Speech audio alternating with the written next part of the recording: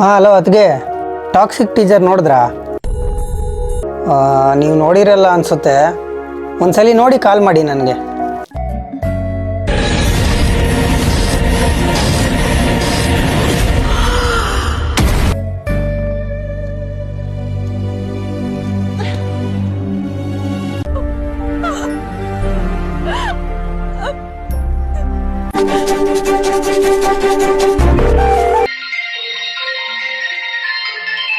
ಹಾಂ ಅತ್ಗೆ ನೋಡಿದ್ರಾ? ನೋಡಿ, ನಿಮ್ಮ ಮೇಲೆ ಪ್ರೀತಿ ಇದ್ದರೆ ಹಿಂಗೆ ಮಾಡ್ತಿದ್ರ ಅಣ್ಣ? ಇವಾಗಾದರೂ ಎಚ್ಚೆತ್ತುಕೊಳ್ಳಿ. ಅಣ್ಣ ಬಂದ ತಕ್ಷಣ ಕ್ಲಾಸ್ ತಗೊಳ್ಳಿ. ಎಲ್ರು ನಿನ್ನ ನಾಗರ್ ಹಾವು ಅಂದ್ರು.